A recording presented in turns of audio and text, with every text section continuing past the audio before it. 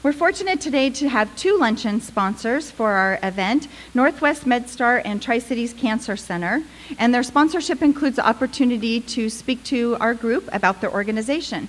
So we'll bring them both on stage and we'll let them all take just a couple of minutes to talk about their organization. So please help me welcome Roger Casey. He's the Tri-Cities Base Chief for Northwest MedStar, and Michael Novakovich, who's the Director of Business Development for Tri-Cities Cancer Center. Gentlemen? Well, thank you all for being here, and it's an honor to be a lunch sponsor with the Tri-Cities Cancer Center. And we're also honored to be part of the community. We've been based here locally since 2003, providing critical care transport services to the community and region using helicopter, an airplane, and ground ambulance units. We partner with the local and regional hospitals and pre-hospital providers to provide you the best possible care. And we're going to show a short video here, and it talks about our membership program. And if you're not familiar about our membership program, it's a great way to save money on healthcare if you ever need to be transported. So stop by our booth. And if you're interested in becoming a member, or if you even want to provide the benefits to your employees, we'd be happy to talk to you about that as well. So again, thank you, enjoy the video, and enjoy lunch. You never know when the unexpected will happen. A sudden illness, an accident, a medical emergency. When you're fighting for your life, it's more than time that matters. It's the team transporting you. Northwest MedStar is in the air and on the ground, bringing the ICU to you with specialized critical care teams. You have a choice and deserve the best. Choose Northwest MedStar. And at the Cancer Center, there we go. At the Cancer Center, we have a cessation program. Monthly, we offer this tobacco cessation program absolutely free to our community. We're giving you tips, tricks, and tools to kick the habit. Next month is Lung Cancer Awareness Month. So on November 20th, the American Cancer Society has a campaign they like to call the Great American Smokeout. And we're embracing that by hosting 2 free cessation classes. And so if you know somebody that's a smoker and needs to quit, I encourage you to connect them with that program. It's the one time we can really feel good about saying we want to help you be a quitter. And as it relates to lung cancer unfortunately is a leading cause of cancer death in the U.S. And you know, if you're asking yourself why is that, it's generally when people present with the lung cancer symptoms, it's late stage. And at late stage, at stage 3 or stage 4, rarely is it treatable to cure, which is really unfortunate. And we can find it at a stage 1 or a stage 2. We've got great opportunity to, with treatment options and technology, something that we have at the Cancer Center called stereotactic body radiotherapy. Was that a 50 center? Probably close. SBRT. What it is high-dose treatment. It's very precise. But we're coupling this with a lung screening program. And nationally, there was a study done that identified individuals that fit this criteria as high risk. And by doing a low-dose CT scan, we can actually find this lung cancer in stage 1, stage 2, where we've got opportunity to treat to a cure. And it's taken where we were seeing late-stage lung cancers and early-stage lung cancers, so very few people, we're finding 1s and 2s. We're flip-flopping those numbers. We're finding more people we can treat them to cure. So it's a very exciting time at the Cancer Center. If you know anybody that has a smoking history, please connect them with this life-saving program. And it truly is world-class cutting-edge treatment here in the Tri-Cities. Last month, our program was presented on the national stage as what a quality and comprehensive lung cancer screening program looks like. So very exciting times at the Cancer Center. You can come out on November 13th, hear our very own Dr. Juno Cho talk about this program. And that evening, we're taking part in Shine a Light on Lung Cancer. It's from 5:30 to 6:30. And we're really working to raise greater awareness of lung cancer, and there's 200 sites participating with us across the U.S. So thanks so much for your time and attention. We appreciate your continued support, celebrating 20 years this year. Be sure to swing by our booth. We've got lots to talk about. Enjoy the rest of the expo. And it is now my pleasure to introduce Melissa Gerard, who's the Senior Procurement Specialist with Washington River Protection Solutions. That is a mouthful, and she's also a member of our Executive Committee. Please help me welcome Melissa. I don't know who made that name. Thanks, Lori. It is my honor to be here on behalf of Washington River Protection Solutions, and we're pleased to be able to provide this money every year for 4 years now. It's great. I love giving away money. Love to work with the Chamber and make this possible. We're proud to support the small business community and those that support the Chamber. So congratulations to the winners. Thank you, Melissa. So we're going to very quickly run through our list of winners. We're going to ask that if you would please stand if you're here. I think we have most of them here. And then when the luncheon is over, please join us on stage with Melissa and Jerry, and we're going to get our big check, and we'll have a photo op that we'll be able to use for future marketing. So again, please stand. Armor Performance Coating, Basin Pacific Insurance, Benefit Partners Unlimited, Brand Craft Media, Brashears Photography, Castle Event Catering, CNT Consulting, Cupcakes Bakery and Deli, Dermacare of the Tri-Cities, Fella's Hair, Fit for Me, Frichet Winery, Fun Flanagan's, Geiger Travels, Gravis Group, Growing Forward Services, Inline Computer and Communications. Please, you can all stand, and please stay standing if you're here. American Family Insurance, Jason Hogue, Jeff's Lawn Care, Just Roses, Kelly's Telecommunications, Kennewick Flower Shop, Loftix, Matheson Chiropractic and Wellness Center, Mesotai Fusion, Monteith Insurance, Pixelsoft Films, Porter Kinney PC, Project Management Skills, Screen Print Source, Senior Benefit Solutions, Surf Pro of Tri-Cities West, Smooth Moves, Stemp Screen Printing, the Zen Corp, Talos Engineering, Technologize, the Butcher's Grill, the Glass Puntney, the Speech Pathology Learning Center, Tri-Cities Property Management, Tri-City Industrial, Walker High Meehan and Eisinger, and Winsome Inc. So now to announce our October Member of the Month. The Regional Chamber is pleased to announce Perfection Glass as our Outstanding Member of the Month. Many Tri-Cities natives have experienced their excellent customer service as they've been serving the Tri-Cities for over 35 years, and they've held their membership with the Regional Chamber for the last 27. They've been awarded Window and Door Magazine's 2011 Dealer of the Year and 2014 Top Specialist. Most recently, Perfection Glass has committed to donate $100 to local Habitat for Humanity for every Seahawks touchdown scored during the 2014 season.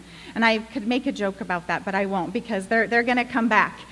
Some of us were at the Dallas game recently. I wish they would have scored a few more touchdowns. But so we hope you get to make lots of donations. The Regional Chamber is proud to recognize Perfection Glass as the Member of the Month, and we thank you for your excellent example of a successful local business, and really remind us how important it is and impactful to give back to the community. So please help me welcome Robert Rojas from Perfection Glass to accept their plaque. We have quite a few new members who are joining us here today. Some of them Lori already mentioned, but they will be recognized twice. We have Tony Umek with AKU Enterprises. We have Jason Hogue with American Family Insurance. Brandy McGilton at Home Care. Christine Barker with Edible Arrangements. Earl Wright with the Glass Puntney. Rachel Buck with Learn French German with Rachel. Nicole Wesley with Synergy Med Aesthetics. Matt Zendry with Zen Corp, Brandon Relkoff with Technon, Jane Winslow with Winsome Inc., and Johanna Weeks with Chinook Home Healthcare. Please join me in a round of applause for these new members.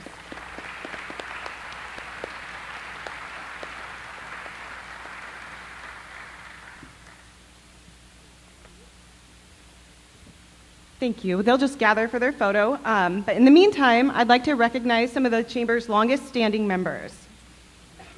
We have Enans at Sunset, Les Schwab Tire Center Richland, Richland Cemetery Association, Yakima Federal Savings and Loan, ALD Architects, Progressive Sales Real Estate, Insurance and Financial Consultants, U.S. Ecology Washington, Brashear Electric, Cedars Restaurant, Distinctive Properties, Sasser, Sinsky Lawn and Tree, Tri-City Herald, Umpqua Bank, Abadan, U.S. Linen and Uniform, Hall Engineering and Associates, Manufacturing Services, Business Radio, Inc., Jacobson Roads Heating and Air, Fast Signs, Bingo Boulevard, Frontier Title and Escrow, Richardson's Garage Doors, Sandy's Trophies, Super 8 Motel, Tri-City Radiology, Washington Hardware and Furniture, Wayne Dalton Corp. of Kennewick,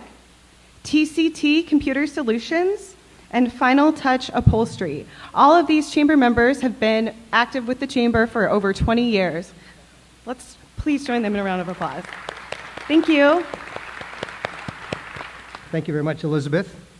Well, at this time, I'd like to take a quick break here and invite Steve Simmons up to the stage just for a moment. Steve? Hey, Renee, come here. She's not smiling. This isn't part of the script? In fact, Sorry, Lori. in fact, you're in trouble, I pal. probably not the first time. Shall we ask her to join us up here? Lori, could you please join us up on stage, please? We'd like to present you. Chris Johnson, are you here? Chris, would you join us on stage? If you're a past chair of the regional chamber, would you also come up and join us on stage?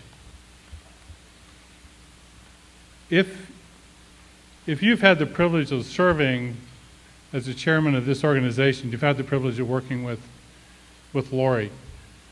I'm sure the past chairs will agree with me that Lori is a person with considerable personal integrity.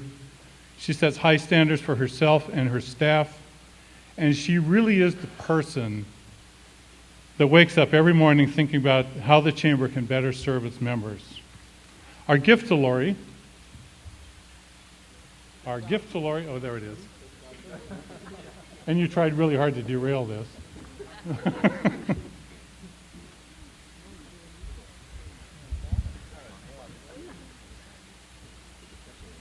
This is a John Clement photograph called Ancient Sagebrush, and if you're familiar with the area, this is looking downstream toward Crescent Bar. You actually can't see Crescent Bar, but if you're at Crescent Bar, you can see the wall of basalt there that actually makes that river turn right there. Crescent Bar is one of Lori's favorite places in the state. So, anyway. Before we honor Lori with a round of applause, as you're all well aware, the Chamber and its partners, Visit Tri-Cities and TriDeck, have entered into an agreement with Roger Brooks in an effort to bring some branding to the Tri-Cities. And things have already started. So what I would like everyone to do is stand up for a minute. Everyone stand up, please.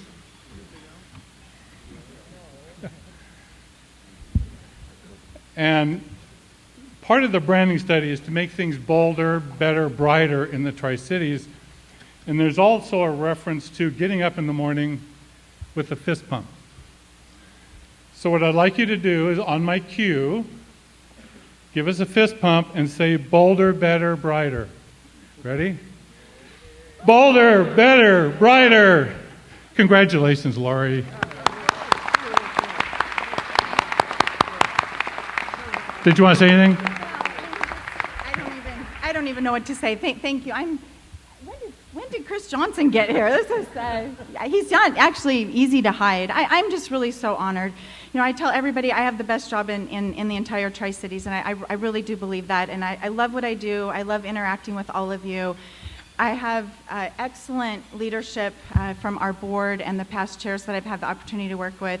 We have a phenomenal staff that like me, get up every day. We come to work and we work very, very hard to try to grow the economy of the Tri-Cities and provide valuable benefits for all of our members. So I'm just shocked, and I'm just going to stop there, or else I'll cry, and that'll get goofy. So thank you so much. I'm really so honored. Thank you so much. Thank you so much. That's so nice. Before I get started, I just wanted to say thank you to Lori and the Chamber, and congratulations on 10 years. It was a nice surprise. But thank you to the Chamber and all the staff that puts this great event on, and we're just privileged to be a part of it. As Renee mentioned, I'm with Community First Bank, and you might not see us around a lot. We don't do a lot of full-page ads or radio marketing or anything like that, so maybe a bit of a well-kept secret. So this is a pretty big deal for us, and so again, appreciate the opportunity to get in front of you. We spend most of our time focusing on our target market, which are small businesses and professionals, and really all the banking financial services needs that folks associated with those types of organizations might need. And so again, we're grateful to be here and get to know more of you. I hope that everyone will take an opportunity to visit the trade show after lunch. There's a number of exhibitors. We're over there. We hope you'll come by and see us, and we can maybe get to know you better. I think we're also having a little game contest there with an opportunity to win Seahawks tickets, which hopefully by the end of the season they'll be back in contention, and that'll be a good thing. Well, with no further ado, my privilege to introduce today's keynote speaker, Mr. Paul Bateson. Paul has more than 20 years of experience in business development, B2B sales, industrial engineering, and operations management, with multiple Fortune 100 companies and one small family-owned business. His experience breaks down to 10 years in operations management, 8 years of sales and business development, and 2 years as a general manager. Among his many accomplishments were managing the ISO accreditation and integrating the enterprise resource planning system as a plant manager. In addition, he achieved multiple years of 10% year-on-year sales growth and was a key team member that created a new commercialization process geared towards expediting new products to market. Paul has a Bachelor of Science degree in Industrial Technology with a concentration in Manufacturing Engineering from the University of Wisconsin-Stout and an MBA from the University of Phoenix. He is also a Certified Economic Development Finance Professional through the National Development Council and a Certified Global Development Professional from NASBITE International. I'll let him explain what NASBITE is. In addition to serving as a team leader for the National Center for Economic Gardening National Strategic Research Team, Paul is also a technology commercialization counselor for the University of Missouri, where he is also working towards a PhD at the Truman School of Public Affairs. His research focuses on how public policy impacts engineering, business, investors, and entrepreneurs. Please join me in welcoming Paul Bateson. We're going to talk about really three things around economic gardening. We're going to get into some of the history, why has it come about. We're going to talk about what are the impacts of economic gardening. And all of that is kind of the academic stuff that'll mean something to the people that focus on public policy. But then we're going to get into what is economic gardening. And I think that is something that will resonate with all the small business owners that are in the audience. There's two people that you need to understand their history as well as how they're connected, because it goes to the heart of economic gardening. Okay? The first one is Ed Lowe. Now, Ed Lowe can't say hello. He passed away in 1995. But Edward Lowe was an entrepreneur. And for those that don't know his history, he invented kitty litter. And he said at one time, not to me, but to somebody, you take dirt, put it in a bag, and make money. I mean, that's a great thing. But he got to the foundation because, well, let's talk about what that really did. What he really created, yes, he made kitty litter, he made a lot of money, but he also created the domestic cat market. Before that, they were in the barn or outside. So this had a profound impact on anybody who loves cats. I have 3 of them, so I'm one of them. But Ed had trouble. He had plenty of support and help when he was just starting out. Okay, there was plenty of programs even in the late 60s, 70s that he was, so that was not a problem. He also, once he was successful, he could go buy whatever services he needed. His stuck point was when he was a stage 2 company. There was no useful resources to help him. So that's how he started going down the path of a foundation to help stage 2 businesses. So the Lowe Foundation is something that you need to be aware of because it's an integral part of the economic gardening mix.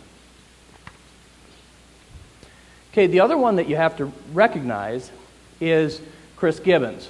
And I don't know how many people have gotten to hear Chris Gibbons talk, but he is the founder of the economic gardening concept and the founder of the National Center for Economic Gardening, which is housed at the Lowe Foundation.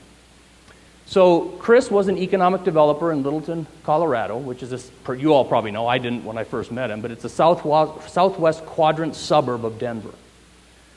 And if you go back to the crazy retro days when Cyndi Lauper was on the radio of the 80s, which I remember, There was a couple things going on that led him down this path. First was he had a tremendous need.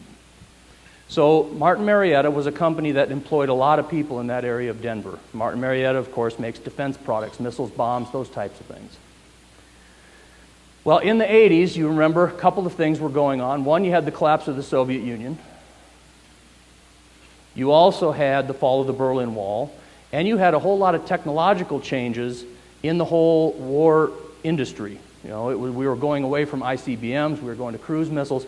All of that said, Martin Marietta shuttered about half of their workforce in the Littleton area. So that's about 6,000, 7,000 jobs overnight. So his council gave him a directive, go find jobs.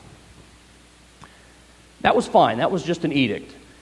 How we got to economic gardening is there was some research coming out then that really has since been proven, and we're going to show that some of that data here in a second on your community, that it was small growth companies that were creating the net new jobs. It's not these big behemoth companies. So a net new job is a job that didn't exist before. These are brand new jobs, okay? So Chris put those two things together and said, all right, I've got this need and I've got this research.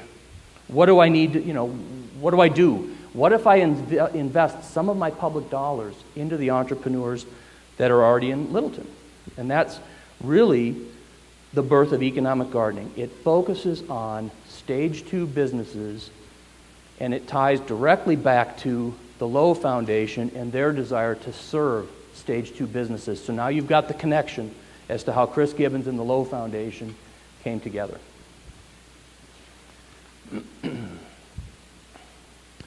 So I've been throwing around some terms like stage 2. What is stage 2? I mean, you can read the technical definition, but it boils down to this. A stage 2 business is a business that has an established market, i.e. the $1 million in sales, and they have began to understand some concept of management, i.e. they've hired people. That is a stage 2 company. All right, and they can be anything. I mean, every sector is going to have some stage 2 companies. Okay. Let's bring that a little bit closer to home. What you're looking at there, and you probably can't read the numbers in the back, but on the left side is the breakdown of companies in the Tri-Cities area by stage. Okay, so you've got self-employed, stage 1, 2, 3, 4. The vast majority of the businesses are in that stage 1 category. Okay, the stage 2 are a much smaller, makeup of that number. But over on the right side, look at the jobs that they account for. That's why the stage 2 businesses are so important. They are the ones that are creating all the jobs. And it goes one step further if we look at second stage companies in terms of their sales. Okay, again, the chart on the left is the same. The chart on the right now is showing the sales revenue by stage. So even though they are about 10% of the companies in the Tri-Cities area, they generate about 40% of the revenue, or 36. I don't remember what the exact number is, but you get the drift. So even in your community, these companies are leading the way in terms of jobs and in terms of revenue. And this is not a judgment call. I mean, we're not saying anything else isn't important, but if you're going to make investments and help in these stage 2 businesses are generally where you get your quickest return. All right. Now, this slide is not a judgment call at all, okay? But there's really 2 types of businesses around. There are businesses that focus on serving external markets, so people outside of the Tri-Cities area in your case. And there are businesses that focus on serving internal to the market. They're both key. The businesses serving the external markets are taking products, services, and goods and selling them outside. And where do those dollars come? Those dollars come back to the Tri-Cities. Okay? In order to have a good, robust community and a good quality of life, you have to have the internal businesses to serve also. Okay? So in terms of economic gardening, where it really facilitates the best results, there's really 4 conditions that need to be met. They need to be a stage 2 company. They need to really focus on external market. And it doesn't have to be products. It does not have to be products. It can be, engineering firms can be selling services outside and bringing those dollars back. So don't think it's just manufacturing, okay? But they have to focus on external markets. They have to be able to document some growth over the past couple, whatever, the past 2-3 years, whatever you decide. And the company has to have a stated commitment to growth. I have come across many entrepreneurs that would meet this category, and you ask them if they want to grow, and they say, hell no, I don't want to grow. That's more people, that's more headaches. I just don't want anything to do with that. That's okay. They're just not probably the right person for a company for economic gardening. So they tried it. They did a program down in there in Florida, and they did it for 3 years. It was state funded. And they report their data just a little bit differently. This is actually done by a CPA firm, so this is not people in the program tooting their own horn. This is a third party auditing these numbers. But what I'd call your attention to is Florida, the citizens of Florida spent $2.6 million on the program. After they paid that program back, the state and local communities generated an additional $20 million of tax revenue. So to the folks focused on the public side, that's new money coming into the program or into your cities, that's good. The small business folks, what you should be taking away from that is that's a whole bunch of tax on wealth. So those businesses and those business owners had to generate wealth in order to have that tax liability. Now Florida's a little different. They don't have a state tax or a state income tax. So this would be property tax and sales tax and those types of things. So at this point now, we know that economic gardening can be done in a populous state on a statewide basis. But let's look at what Kansas has done in economic gardening. So we've already talked about the fact that it works, economic gardening works in a populous state on a statewide basis. Well, the question was, would it work in a rural state? Because Kansas is it's very rural. I mean, you have Kansas City. Outside of that, the next biggest town is Topeka. That's 100,000 people. Now, Wichita may be a little bit bigger, but it's rural. And so they ran the economic gardening program, and what you're looking at on these slides is revenue and jobs. And these are just stage 2 companies between 2010 and 2012. So in terms of revenue, stage 2 businesses grew their revenues at 0.5% over that time period. In Kansas as a whole, they grew at 2.1%. Kansas companies, stage 2 businesses that went through economic gardening were at 16.1%. And the data looks very similar on jobs. You can see the trend of the chart. So now it worked in a community like Littleton, it worked in a populous state across the state, and it worked in a rural state. Okay? The reason that we highlight Kansas and Florida is both of these numbers were created by third parties. Okay, so this is not the economic gardening people in Kansas tooting their horn or Florida. These are audited reports that have been produced. So Michigan is probably the largest program that's out there right now. They do about 125 companies a year statewide, and their data is coming out. We've seen some preliminary numbers.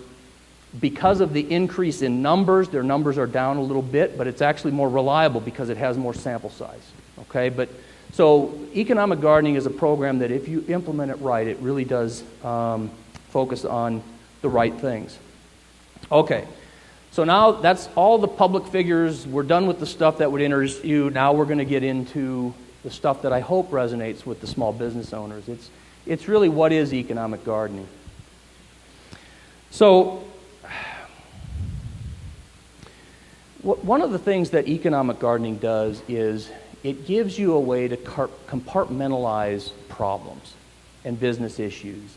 Because once you can understand where they fall and you understand them better, they're a whole lot easier to solve.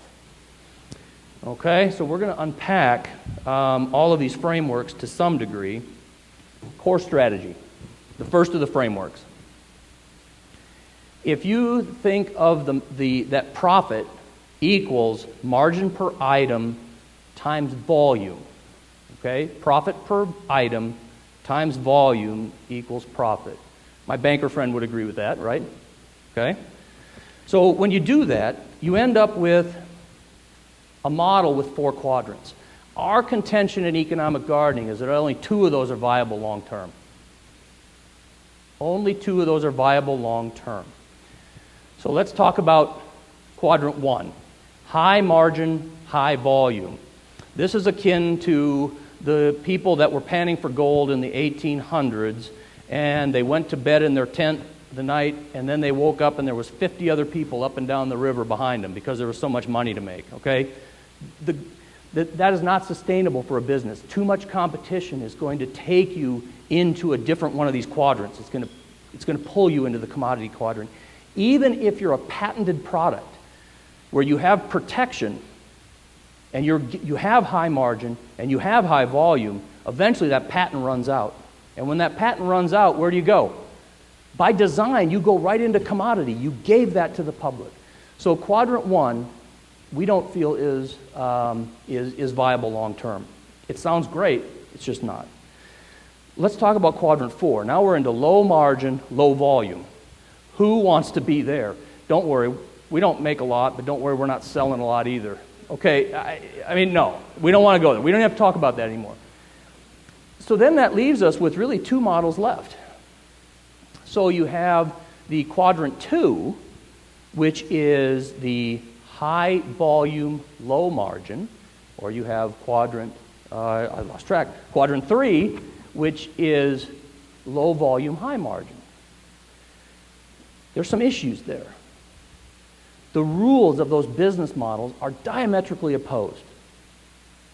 In the commodity model, the way you win is you increase your volume and you maintain or decrease your price. That's how you win in that market. Walmart's been doing it for 50 years.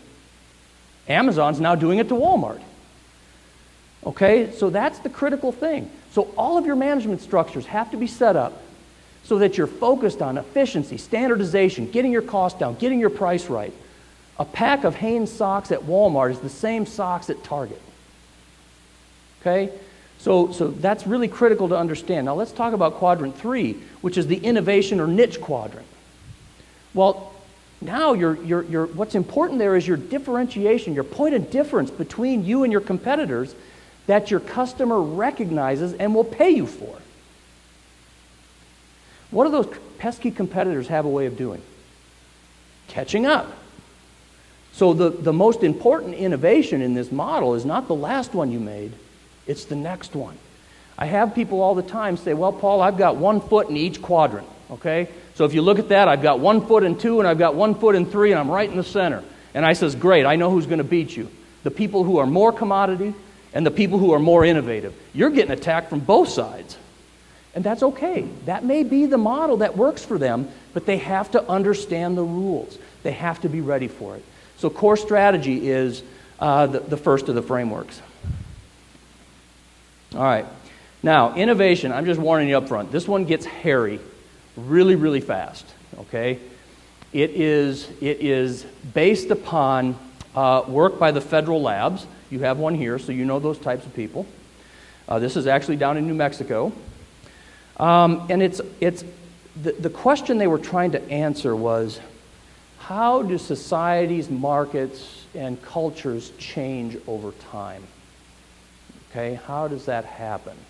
I mean, we can all theorize, and they've dubbed this complexity science. Complexity science has shown that there's really 2 systems that are operating in the world. First, there's mechanical systems. You get into your car, you turn the volume up half, the volume goes up half. 2 plus 2 is 4. Both of those are mechanical systems. The problem is none of your businesses operate in that system.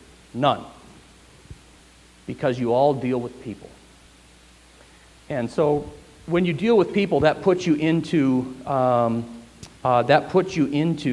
biological system.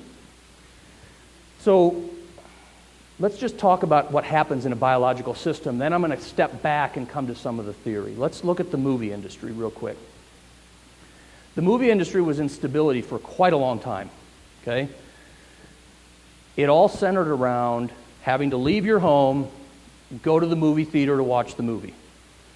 Now, there was some changes through there. Color was added, that was cool.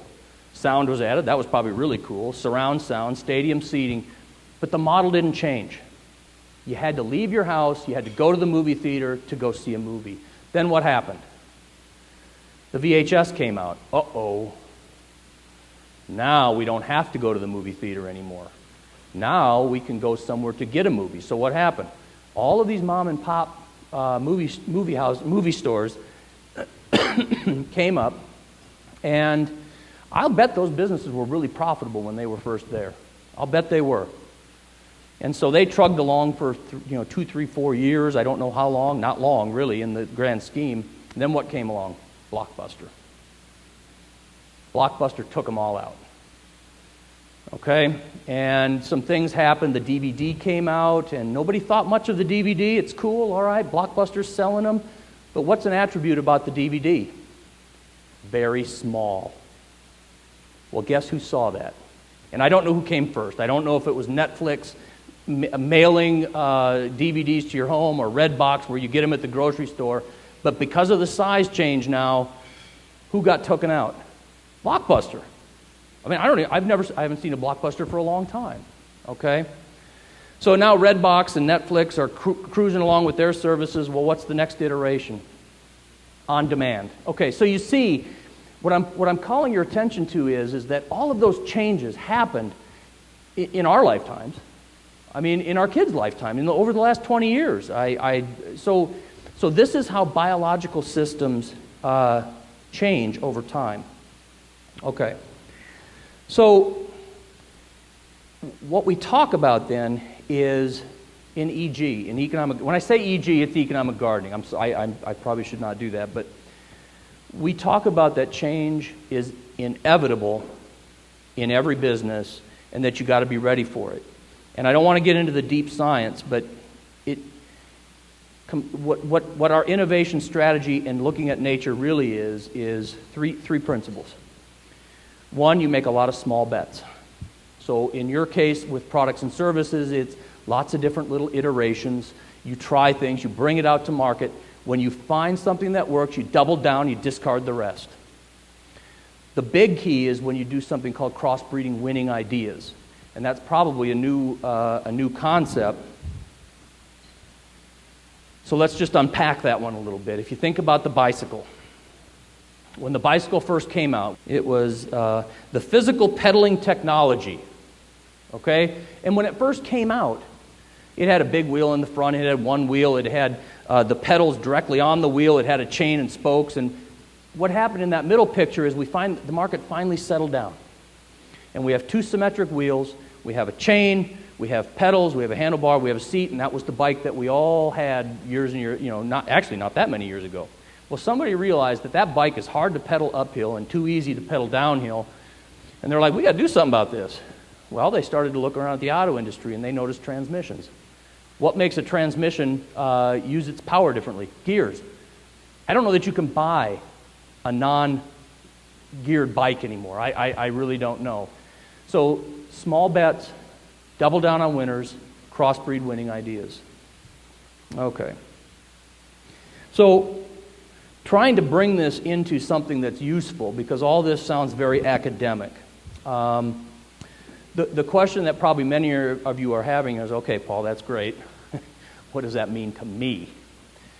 Do I have to start worrying about innovation, and what does that mean? So let's talk about what are the indicators that some unstable event like what happened in the movie industry or the bicycle industry or the Great Depression for that matter, what happens? What signs do biological systems give off that something's changing? Okay, so the first thing is you're going to see odd reports.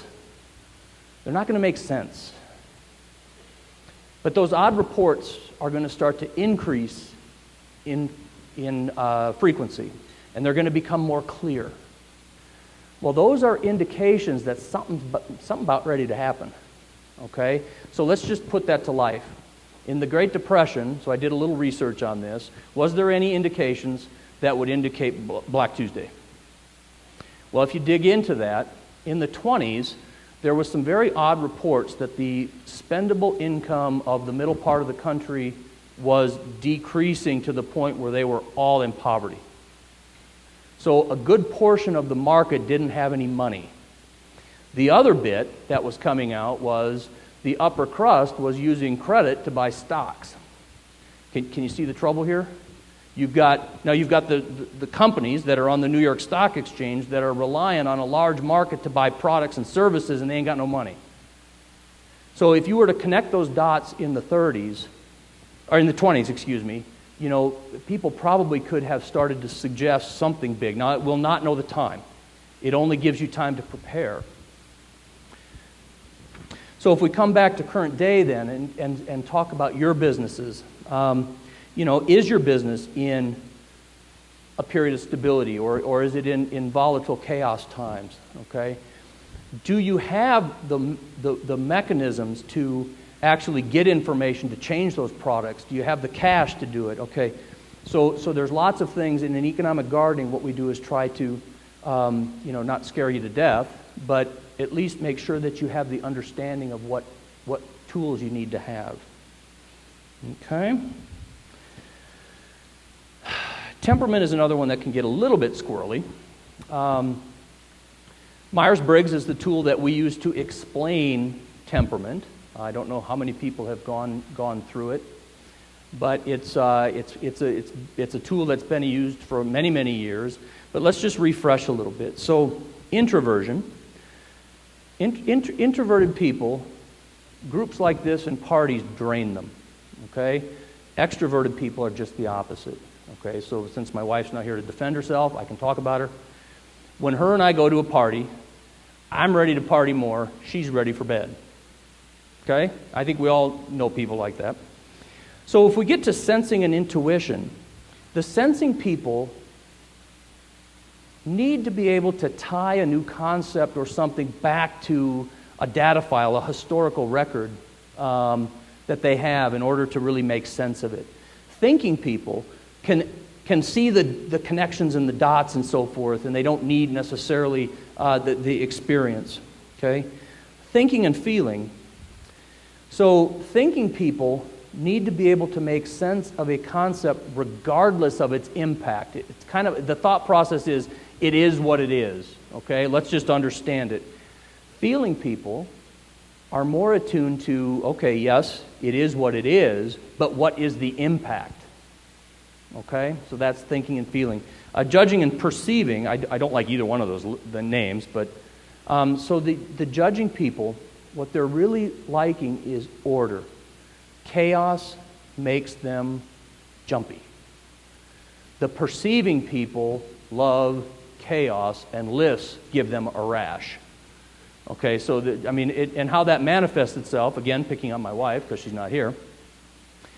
She will actually make a list of everything she wants to get done on a Saturday. And if she does something not on that list, she will write it on the list just for the satisfaction of crossing it off the list. Now, to me, that's crazy because I'm perceiving. Okay. So, you're not introverted or extroverted or judging or perceiving. Okay, those are a continuum. Okay, so you have really strong extroverts on one side, you have very strong introverts on the other side, and you fall somewhere on that continuum. Okay, so don't make the mistake of saying you're one or the other. It just doesn't roll that way. Okay. The other thing that we talk about in terms of there is nothing. My wife can go to parties. She can. She does. I make her. It's not comfortable.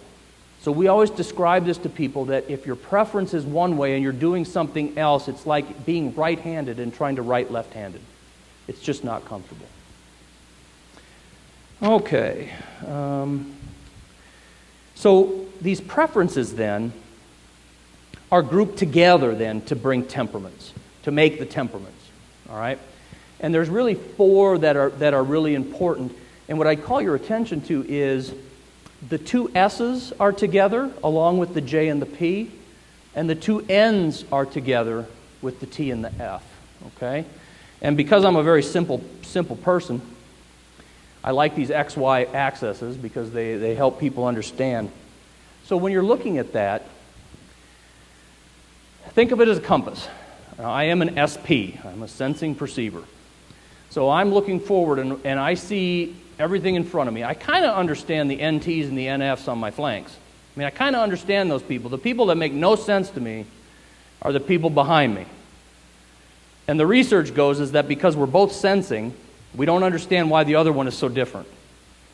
Okay? So this is really the base understanding then of how temperament impacts the business setting. So let's dive into that a little deeper. Anybody read the book Good to Great?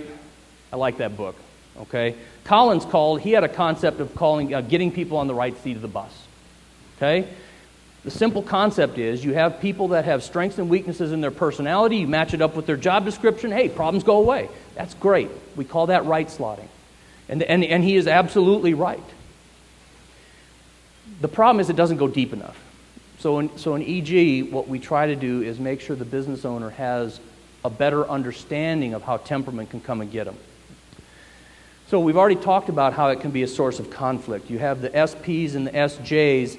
Well, you have Felix and Oscar from The Odd Couple, okay? So there's conflict, all right? Well, that can be a good thing. I'm not saying conflict in business is bad at all. It can be a very good thing, but it has to be recognized. Communication. We all talk to people every day, internally and externally to the company. Your business relies on that, okay? So you have to, people give you money, okay? When I was in professional sales, I had to change the way I talk to people based upon their temperament. So purchasing managers, what do you suppose a purchasing manager looks for? Safety, security, son, are you going to deliver this on time? They're guardians. And so when I was making my pitch to those people, I had to talk to them in guardian speak. I had to talk to them about, yes, sir, we have these quality systems, blah, blah, blah. Now, when I was talking to a food scientist, well, now I'm into the N's, NTs, and the NFs. Well, the N's and the NFs are the intuitives. Remember, they don't need history. They're looking to the future. They're the creative people. Well, now I have to be talking to them about how my company can design products to make their job easier, get their products more innovative. Okay? Same company that I'm talking to, different message. Okay. So rate of change is another one. If you're into a volatile time and your business has to change like what happened to the movie industry, and you have all stability people that don't want to change, don't think we have to talk about that anymore. You kind of get the drift. That's going to be a problem. There's also archetype problems. Certain careers and fields attract certain temperaments. As you'd expect, CPAs, engineers, technical people where rules rule the roost. Okay? Well, they're generally SJ guardians, and we need them there. My small business, I need my accountant to do my taxes right to the rules. Okay, that ain't me. I'm not doing it. But okay, if you think about the NTs and the NFs, okay, the intuitive people. Well, these are generally your creative people. These are the people that can see the history. They can connect the dots. They can see the big picture. My temperament, SPs, we're extremely impulsive, and we can get things done real quick. But we're really going to struggle at seeing the big picture. And the NFs are the folks that, if you need to explain something, okay, remember the NFs are the ones that want to make sure that the impact of something is understood. Well, then it makes sense that the NFs would be the people in the company that would do that kind of activity. All right. So my guess would be, is there's probably people in the room that think this is a whole bunch of hooey, and those are the guardians of the room. And what I would do to comfort you and give you a data file that it's okay is that this is approaching 100 years of research. All the major research institutions that do something with organizational behavior tie back to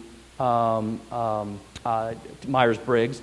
And for the intuitives that were able to connect the dots real quick to what I was saying, you're going to have to be the ones that need an SP like me to help you do something with it, because the things with intuitives is they're great at seeing great ideas, but they generally don't know how to move them forward. Anybody have a business owner that has 1,000 great ideas, but they can't get anything over the goal line?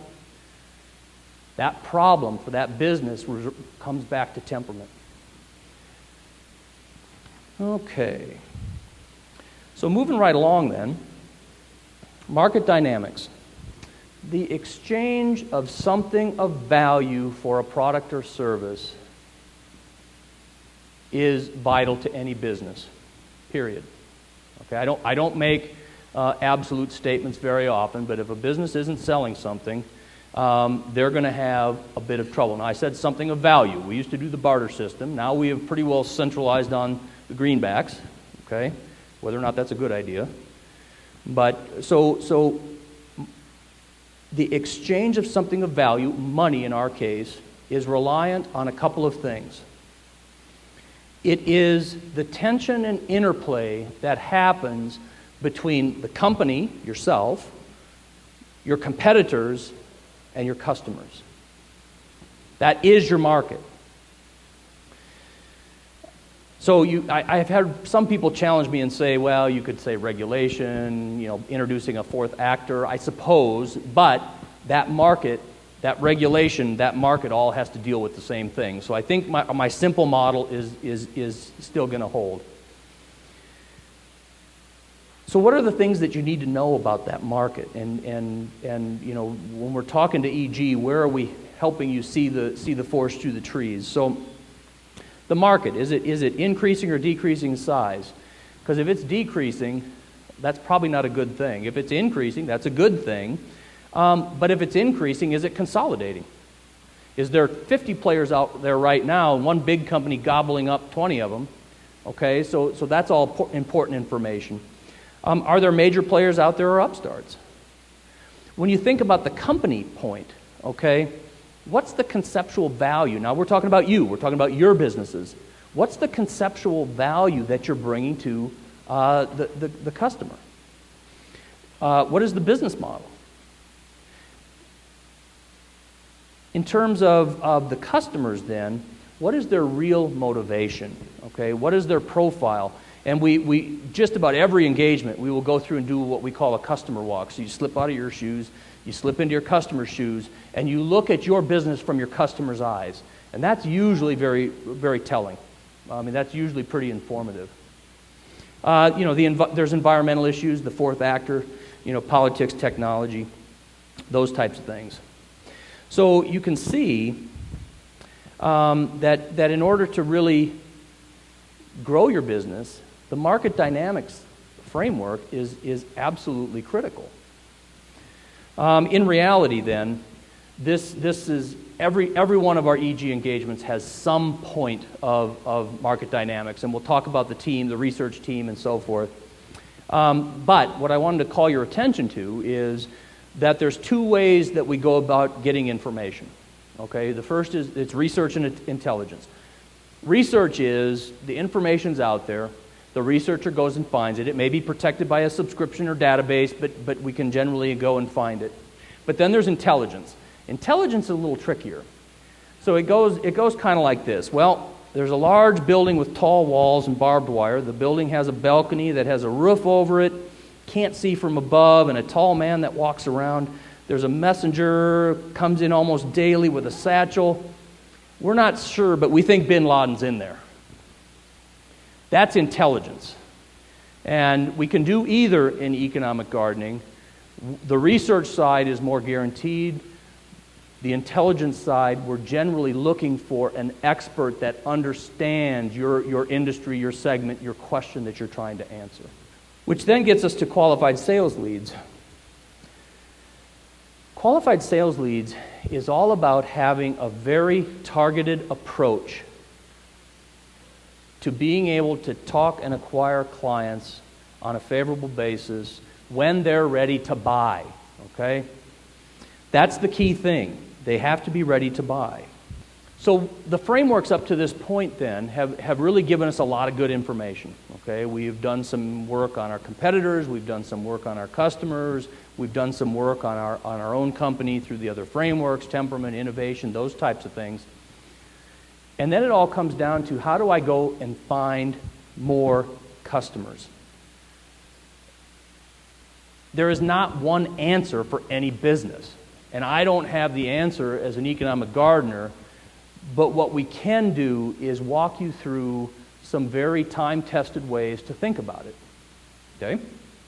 So the customer, what do they look like? You know, who is actually in the market? Are these all new entrants? Or is this an existing product where there is potentially unhappy customers?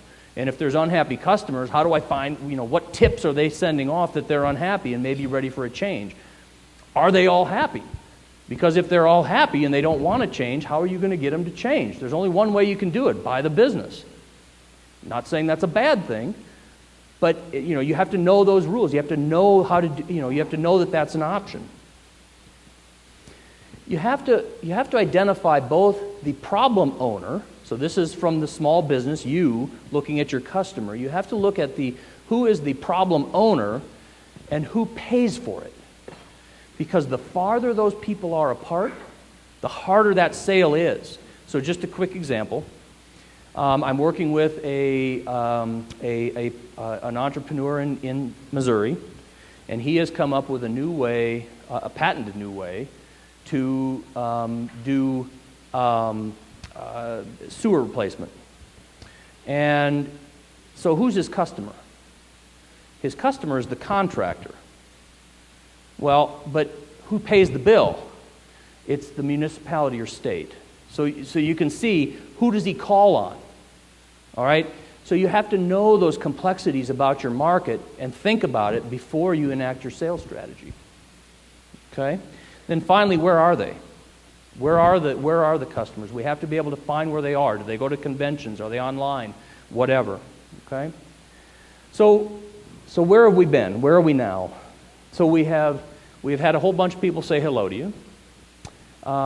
We have shown some of the EG impacts, and we have gone through the frameworks. But how does EG really roll? So it's all done virtually, okay? It's all, well, generally. There's some programs that have the team leader present and so forth, but it's all generally done on the phone. And so there's a discovery call, a clarification call, an action period, and then a closing call. So what is the discovery call doing? That's the team leader and the business owner, okay? Lasts about an hour and a half. What we're looking for is data points to show gaps of knowledge in those frameworks. That's all the team leader is doing. So, what is the business spark that allows a transaction to happen? What is the value proposition? What are your innovation processes? Those types of things. Okay? These are very abstract. These calls are called very abstract. But they lead to something that is very concrete, and that's the clarification call. And I'm going to talk about the research team in a second. So the clarification call is all about translating those themes or those gaps of knowledge into specific action. So what it would look like is this. It would be as a team leader, the 20,000-foot view would be help the business owner understand the competitive situation in the market. Okay? That's the 20,000-foot view. The task from the market researcher would be identify the top 5 competitors in this sector, financial information, employment, major customers, trade shows. Okay? So you can see the difference between the starting point and the actual task. Then we get into the working period. And what we're really trying to do here is get all of this work done in about 4 to 6 weeks. This is very interactive. The businesses that get the most out of economic gardening are the ones that are lockstep with us as we're doing our work. The specialists call, they have a conversation. We really can do some pretty robust work that way. The closing call then is really just to make sure that we agreed to do a scope of work, we action that scope of work, and if there's any problems, we try to fix it. So the business owner will have about 8 to 12 hours invested in time in an economic gardening engagement. All right. So the team that comes in to help fill this gap of knowledge, we've got a market researcher. Think of them as qualitative information. They're answering questions about market size increasing, decreasing, competitors, technologies, questions. Now you contrast that with GIS, which is Geographic Information Systems. Now we're getting quantitative. In a business-to-business setting, they're using industry code lists like NAICS or SIC to look for trends, prospects, those types of things. In a business-to-consumer, they're looking for psychographic and demographic. And if anybody has never seen a psychographic report of your neighborhood, it's scary how accurate it is and how much information people have. The SEO person then, what they're doing is they are trying to, if your customers are indeed online, how do you position yourself to meet them online when they're ready to buy? So it's all things. It's your organic ranking of your website, it's your infrastructure, tweeting, does that have any play, blogs, all of those things come into play during the engagement. So the team then is, we're not consultants or counselors. We're not coming in to tell anybody what to do, okay? That's not our role. Our role is really as an extension of the client company for the hours that we're assigned to work. And like any staff person, what we're trying to do is understand what information do you need. We go get that information, bring it back to you so that you can make decisions about the business. I think that's it.